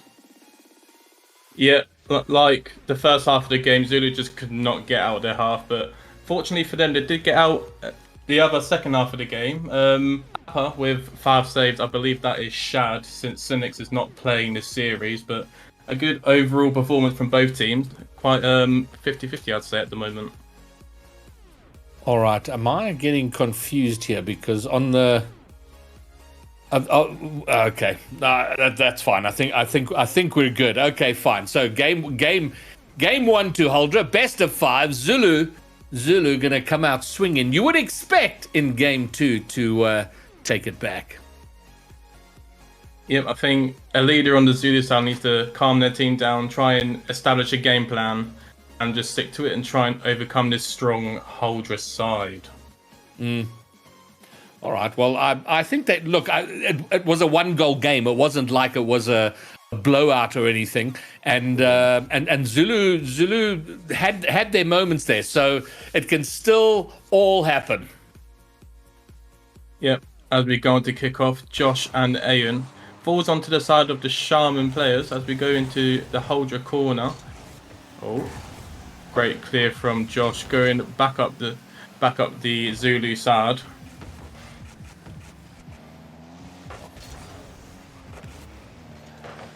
"20 seconds in, nothing yet. Dash with half a clear. It's going to get Shad now down. Now, Shad is replacing some. Was he in the last game? Or have they subbed him out? No, I believe he was playing the first game. Maybe a name change for the sake of Okay. stats, perhaps. But yeah, Okay, all fine. 6 players, same on the field. Okay, Now, cool. So Aeon to All the right, start. Oh! The angle on that looked delicious for a moment. Bob now, doesn't get the clear. There's going to be a bit of trouble. Can he find a pass? Josh will pick up, tries to go on his own, can't get past the defense. And now once more they try and get it out. Red side, they do get a little bit lucky in getting it all the way out. A little bit of a defensive mistake. Yep, Zulu definitely piling on the pressure in game number 2. Holdra can't seem to get out at the moment, but each side have had multiple chances at the moment within a minute and 30 seconds of this game too, but Bonda. Oh no. The passing play there was delicious, but he passed it right over Dash, who just couldn't do anything with it. It looked amazing, and now a shot on. It's down off the crossbar. And now Holdra will try and find something through Josh. Yep, Holdra definitely waking up. Bonda got to turn for this ball, hopefully get it into the middle, but unfortunately not in this case. Aeon down the other side, Dash, last man back, Josh rotating. Got some space now for Holdra to duck. No, he doesn't turn. We've seen that a couple of times now. They're looking for the passing plays, but a little bit of miscommunication or something, because the pass has not gone. Oh, faked one, but not going to fake Bob on the line. There have been passing plays from Zulu, but they're not finding each other yet. If they can string those together, I think they're going to be a lot more threatening than they have been so far. Yep. Holdra trying to do the team plays, but not a lot of solo plays going on at the moment. Dash definitely has that capability, so does Bondab.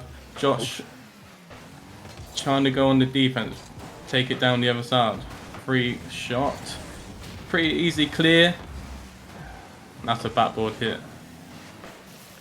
Yeah, but I get the feeling the defense is starting to break down here, and it's getting closer and closer to the goal line, and the pressure is unrelenting. And finally, no, it's going to be saved off the line, but they're still under massive pressure.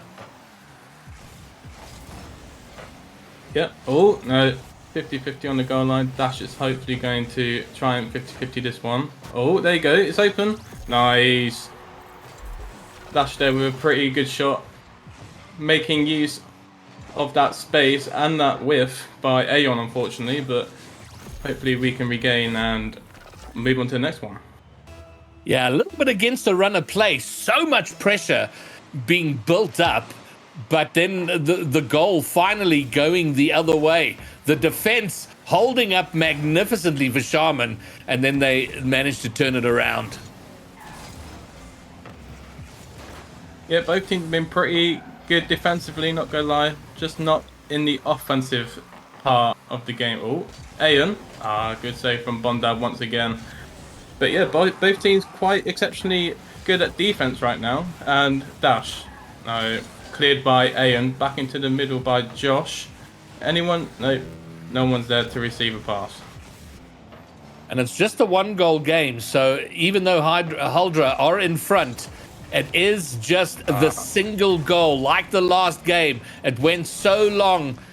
There was never more than a one-goal lead by either team. And now Zulu trying to turn things around here. If they can build some pressure, they can't. There was a defensive demo which completely broke down. No. There's an open net here. No. Oh, a demo! Outstanding! And it's equalized. Yep, great passage of play there from the Zulu side. Shad getting that very good bump onto Bondab there, which results in a very, very easy goal. Man, sometimes the demo plays are sometimes iffy, sometimes they're exceptional, and that one was exceptional, leading directly to the goal. And now, I mean, it never looked comfortable, but they had the lead at Holdra almost to the end. But now they're under pressure, and shoots it in!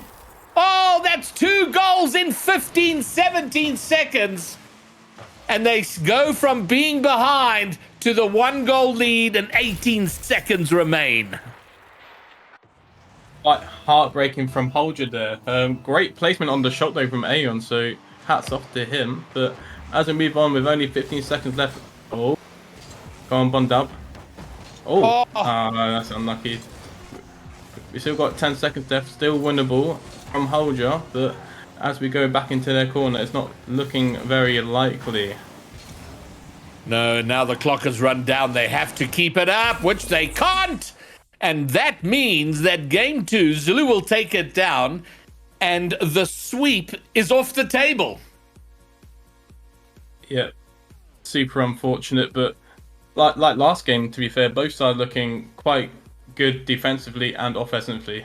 50-50, I would say at the moment, but Bondab, 5 saves, quite exceptional defensive performance from him. But yeah, ultimately Zulu got the goals and took away the win.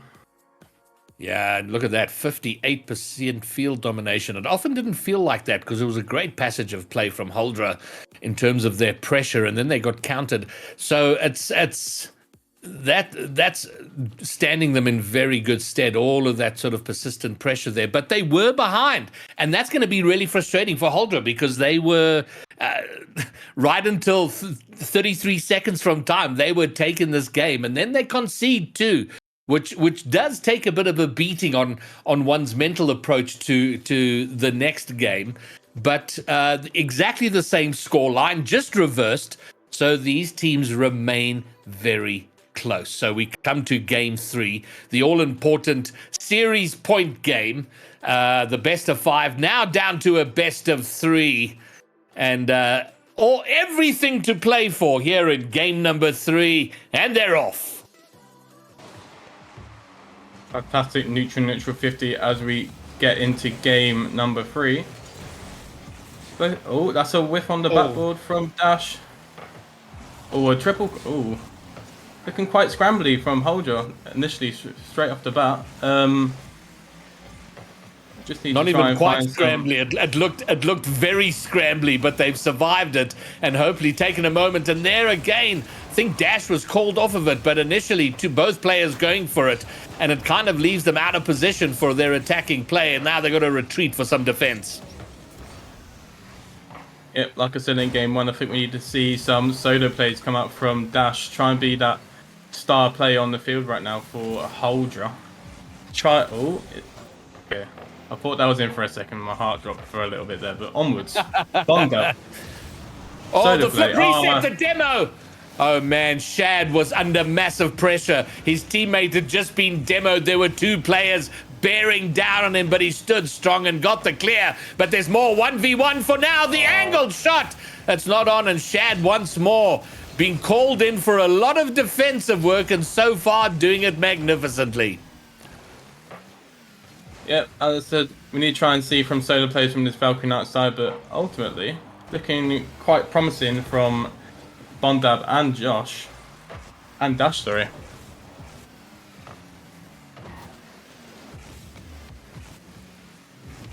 "90 seconds in, no goal. That's going to change now. Huldra go in front. Pretty much a ground play goal here. Taking it all the way, waiting, taking the angle, taking the demo, 1-0. Yep, quite a smart play from Bondab, trying to bait in that 50-50 on the goal line, but ultimately he was the quicker player in that play and got a free goal from it. And that puts them in front, and now a 2-goal lead for the first time in the series.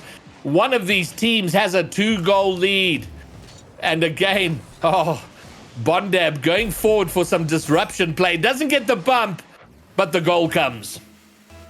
Yep, exceptional again from Bondab, creating that pressure on that Zulu side, baiting in the demo, which inevitably did not come their way, and resulted in the goal for Josh, I believe it was. Another goal? Nice save from Shad. Unlucky. Well, Josh and Bondab linking up like 2 or 3 times there to find that goal.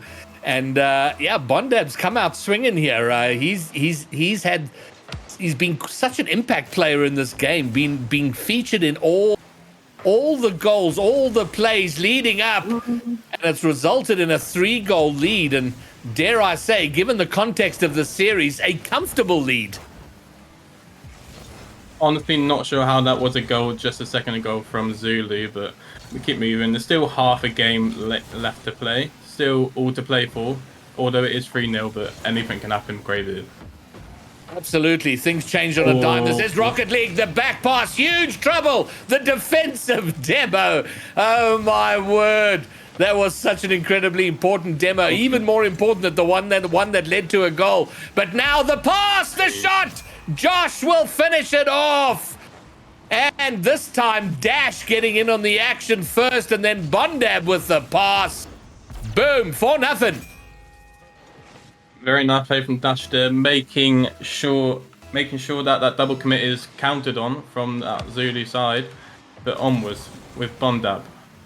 Hopefully with Josh now on into the corner. Bondab always backflip. That's so unfortunate. Josh? Dash, sorry, my fault. But there's a clear on the Zulu side. Josh, great midfield play.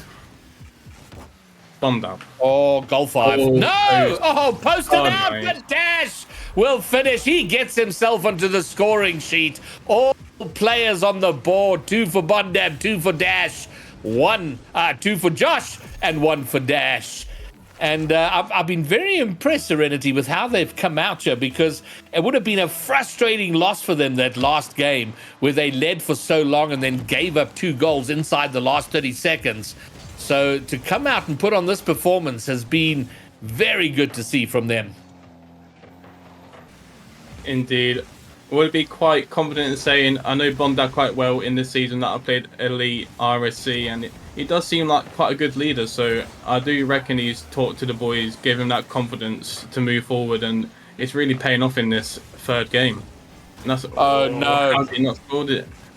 It's a shame. Well, that sums up Zulu's game right there, right? And open net, free ball, boom, hit the post. Oh dear.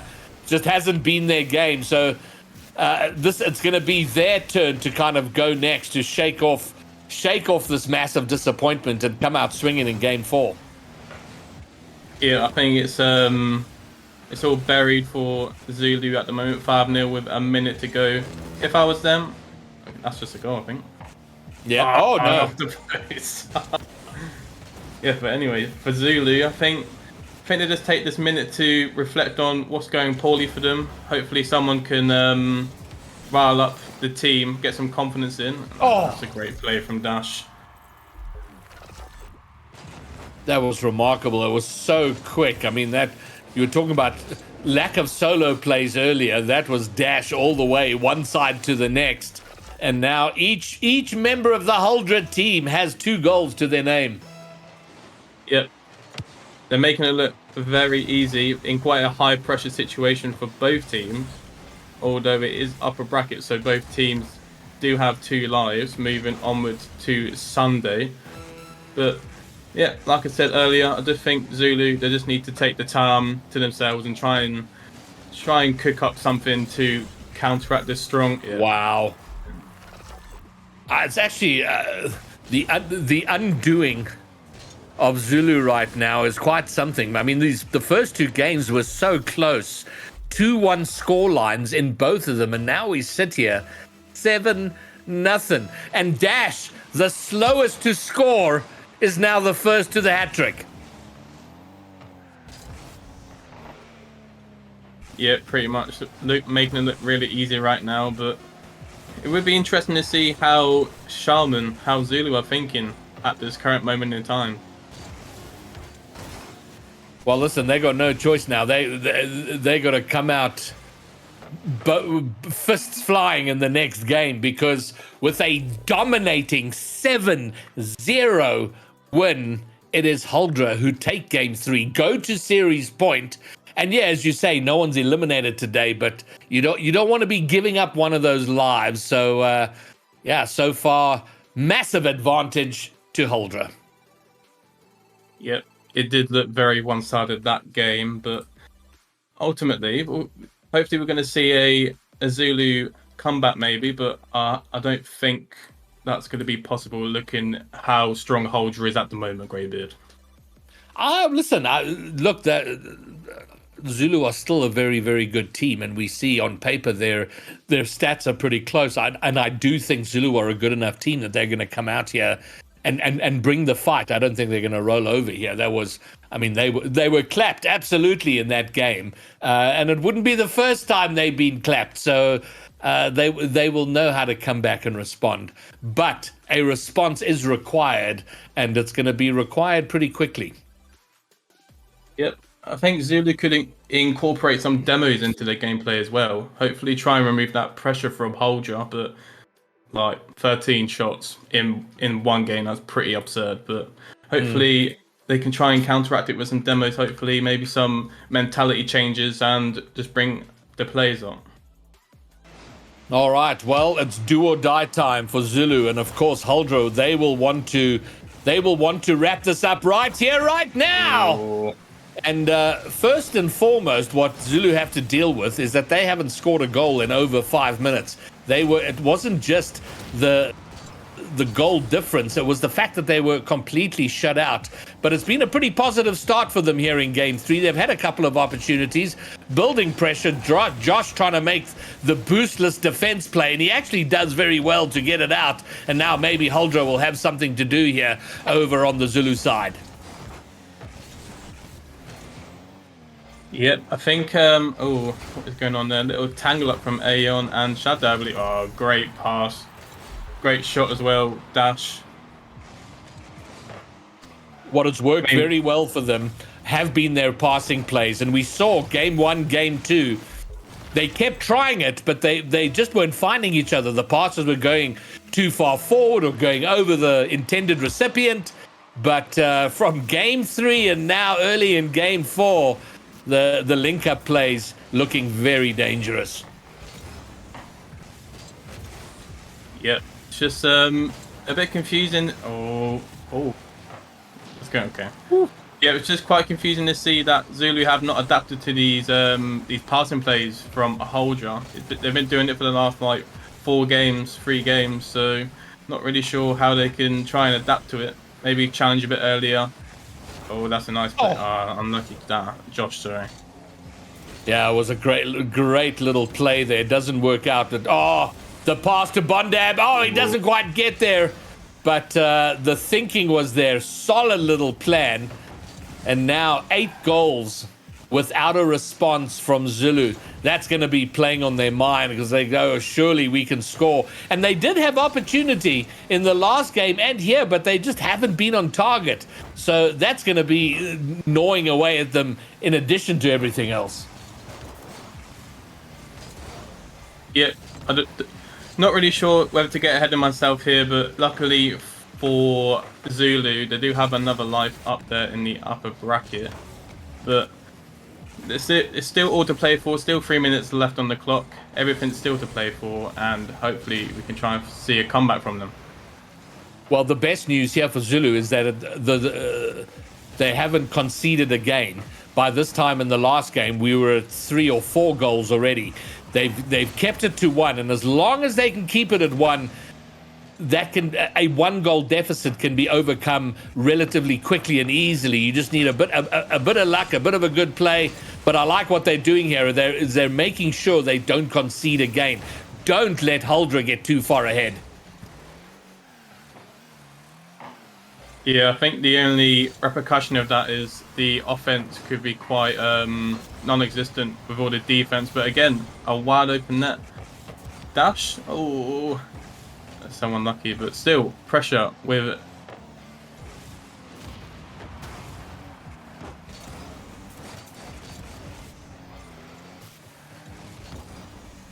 All right, well, they try again, do Zulu, because they've got no other option. They've still got time, but it has now been close to 7 minutes since they last scored a goal, and they don't look immediately like they're going to score, and oh dear, Ayan is going to get his team in massive trouble here. Josh is up. Can he bring it down off the backboard? No teammate there to finish it off, and now maybe they can transition. Shad looking for the corner play. Does it magnificently. Can't find a teammate for the final tap in. Very unfortunate from Zulu. Had a really good chance there, but just wasn't able to capitalize on it, unfortunately. But moving onwards, Ayan, a double commit there. Very unrealistic. Perfect shot. Wasn't that just so delicious? Oh, that touch from Bob was so unfortunate. But Josh finds Bondab, and the redirect from distance is an absolute cracker for now the 2-goal lead. And now it is dire. 9 goals without a response, and 9 minutes since they last scored. Yeah, quite unfortunate from Zulu. I think they definitely could have made some differences to their gameplay to counteract the Holdra play style. Just not able to compete with the boost and the possession. All right, and then 30 seconds. It feels more and more like it's done and dusted here for Zulu. They need something of a miracle. If they're going to find a way back, they need a goal like now. In the next 7 seconds, they got to get one, give themselves a tiny bit of time to find a second, but it just is not looking likely right now. And Holdra just burning time off the clock, keeping possession. And there we go, the third done and dusted. I think the Zulu Goose is cooked. Yeah, that's a GG's, I reckon. Again, a very strong showing from Holdra. Definitely to be expected with this very strong Holdra side. Couldn't have seen it any different, and that's a very strong win. Oh, go on, nice. That's what we want to see. Oh dear, and now it's just stat farming, stat padding. Oh my goodness gracious! Somebody press F8 and clip that, because that's going on a highlight reel somewhere. Definitely going to see that on the Dash Twitter account later on this evening. But yeah, yeah, that's a GG's in chat. Wow. Well, that was, and looking back looking at it in the context of the entire series, it was really, really close after 2 games. It was a game apiece. But if you look back at it, really, it came down to a lapse of about 20 seconds from Holdra, which allowed Zulu to get 2 goals and win game 1. Outside of that, it has pretty much been Holdra in front all the way. So it's a 3-1 finish, but it could have been a 3-0 sweep, save for that 20-25 second lapse in game 2. Yeah, pretty one-sided affair, but going on to Sunday, Holdra facing Temple in the upper semi-finals. That's going to be a game to watch for sure, but Zulu will be playing its Kotal in the lower round 1 Sunday at 5 p.m. BST. So overall, quite good content to be watching on Sunday evening.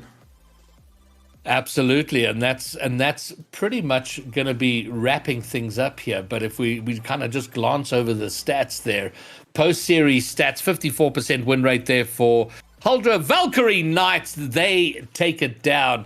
The MVP for the night, Bondab, and that should come as no surprise. He had an astonishingly good series, especially early on in game 3. From that point on, he looked fantastic, and for me was the key player in getting Holdra to get their noses in front and then just go further and further ahead and ultimately take down the series. Yeah, not really much to add there. All right, well, that's going to wrap it up. We are done. Lots of action coming up for the weekend, so stay tuned. We are jam-packed with playoffs, but that's going to wrap it up. From me, Greybeard, and Serenity, and pushing all the buttons, Rohan, that wraps it up for us tonight. See you again soon.